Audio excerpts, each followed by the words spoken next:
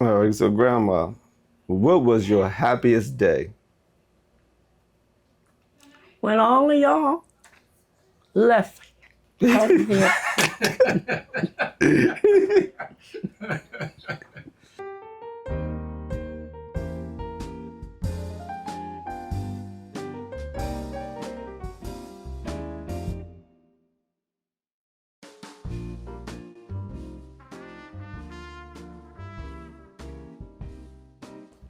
I was born and raised in right here in Washington, D.C.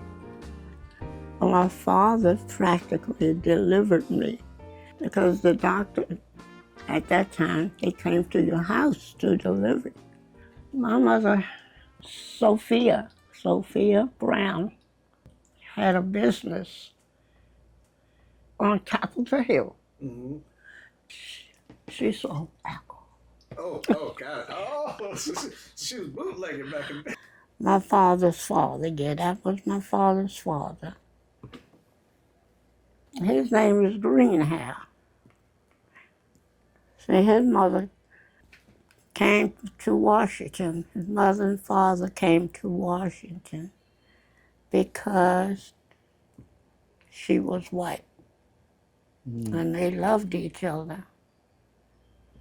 And they got married and had children, which he was one of the children they had. My grandfather had gotten him a job, and one of his sons made a mistake and called him Dad. All of them got fired. My father, Clement Levert Greenhow, was one of the first male black men of Washington, D.C. As a little girl, I was spoiled because I was the only girl between 6 boys. Oh. I'm the only girl. Mm-hmm. Yeah. And I was just like them. I was homeboy. We played cowboys. All of that. I did a lot of singing when I was in school. Teachers always picked me out for different things because of my voice. So you wanted to be a singer? No, piano more than Really? sing. But love is stick with her. Mm-hmm. And I don't want to know the truth. Mm-hmm. I never liked school. Really? What did you like about it? And I did all right. You did all right nonetheless. I fell in love. I had a friend that lived on, we went to school together, and her aunt lived across the street from me. And she was very pretty. And I loved the way she dressed. And I had an aunt myself, my father's sister, who was very stylish and very outstanding, a good-looking woman. And I wanted to be like her, too. They were the true women that I wanted. So one of the picture downstairs, right? Oh, my God. You know who that is. That's me. And so tell us about that. Tell us about that young woman. Well, I went to an affair with my girlfriend and her husband. She wanted us to go to Roosevelt Hotel. Mm-hmm. And when I was getting ready to leave, I was getting a lot of nice compliments. And the photographer went to take my picture. I said, no, nobody takes my picture. And he was bothering me, worrying me to death. And I said, okay, I'll let you take my picture. And that's the way I posed, cutting up. I was with, So you struck a model pose. You said, we'll catch this angle. yeah, I said, "Oh, okay, you can take my picture." And I posed just like that. Uh-huh. And I was cutting up. I must have been about 25, somewhere around that age. Mm. And I had 4 children. 4 children at that. Good Lord, you look good. That picture. Tall. I was tall. I didn't think I was I don't know. I was still playing baseball. So you're still playing baseball here? Louis and my brothers. Uh-huh. Right there on Capitol Hill, Virginia Avenue, Southeast. And I lived right across from Virginia Avenue. And they would come and get me to play baseball. They tell me I had a beautiful smile, and the boys used to tell me, "Darn Screen, you're a pretty girl." I say, you're growing up kind of nice, girl. That's the way they would put it.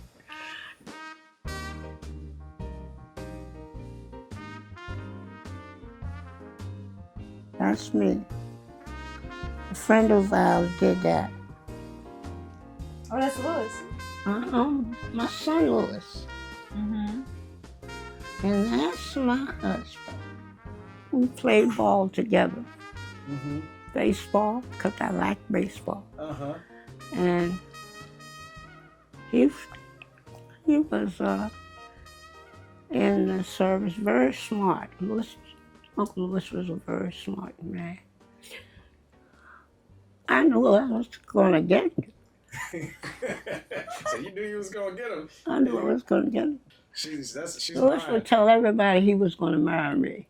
Oh wow. Oh. I'm a teenager. Uh-huh. He would tell everybody that.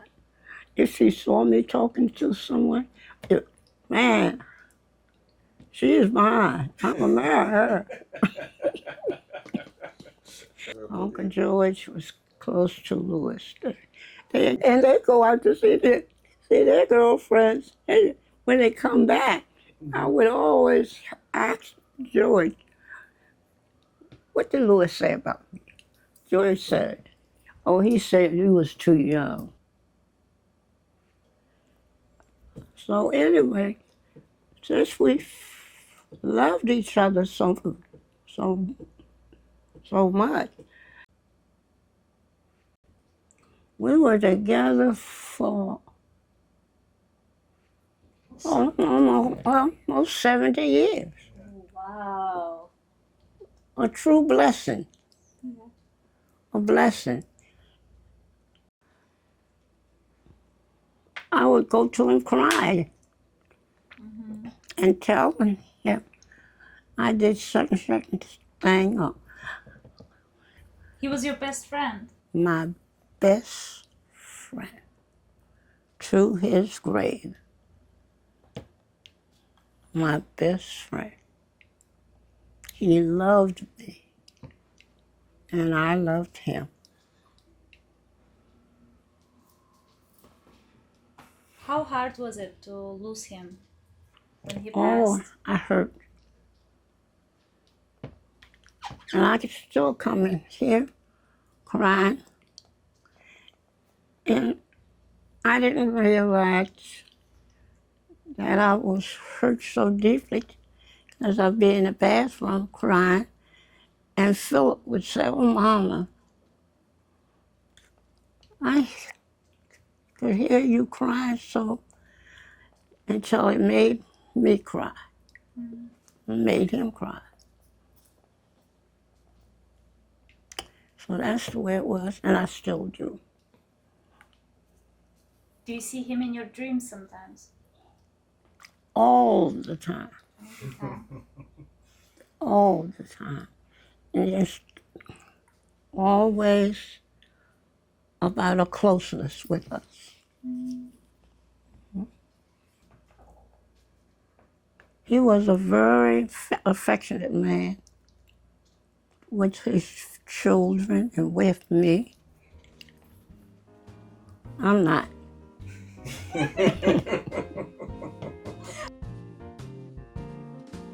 But sitting at a kitchen in my sister's house, I said, let me smoke a cigarette. I had a little, I think that's wine. I think that's what it is. Yeah, but anyway, and I got anything I wanted. Had my own car when I got older, and I liked the Lincoln. So you like the Lincoln? That's what I had. Oh man. That's what my husband got for me. And I could go and pick out what I want. She traveled the world more than I've traveled the world. Yeah. Ask her how many places she's gone to. Oh, I traveled. Yeah. Yeah, I've been to Europe, I've been to France. Oh, how did you like France? I loved it. I've had fun everywhere I went. Clean fun. What's up, man? How you doing? Is that William? Which one is it? Ah, sweetheart. What did becoming a mother feel like? Becoming a mother. I said, what did becoming a mother feel like? Oh, wonderful. Yeah. Wonderful. I always wanted to become a mother, get married, and have children.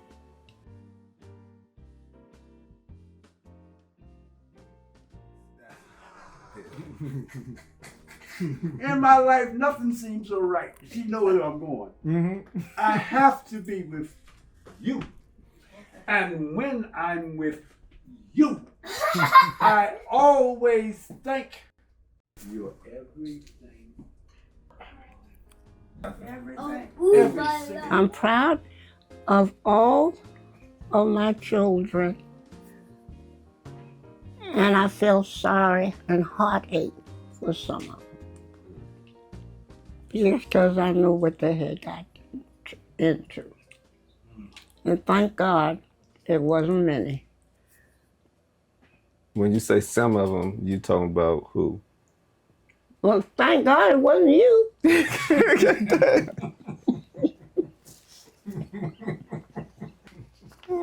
So, what do you wish you would have done differently in life?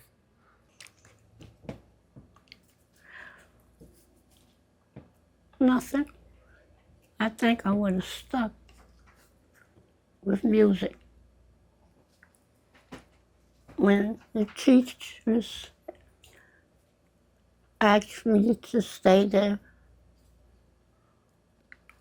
Mrs. Maiden, with the voice that you have, use it.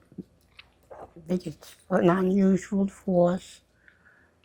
And one of these days, if you don't use that voice that God has given you, you're going to lose it, and you're going to be sorry.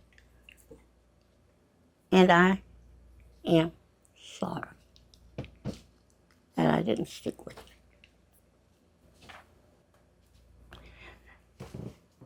You stick with what you're doing. Don't let it go. I'm serious. And stick with this young man here. He's a good guy. If your grandchildren remember one thing about who you are, what should it be? A good woman, a good Catholic woman who has strong belief in God and believe in people.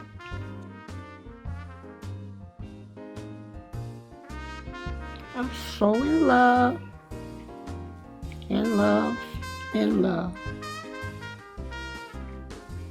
In love today, in love with my family, in love with my husband's family, and so in love with my husband. And I love you all. I'm in love with my family.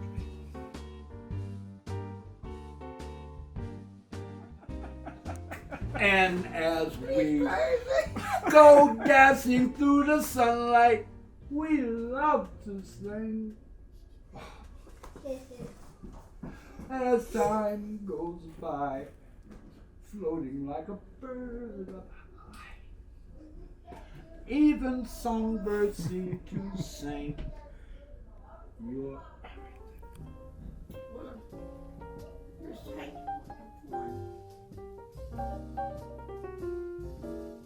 the way you wear your hat, the way you sip your tea, the memory of all that. No, no, they can't take that away from me. The way your smile just beams, the way you sing off key, the way you haunt my dreams.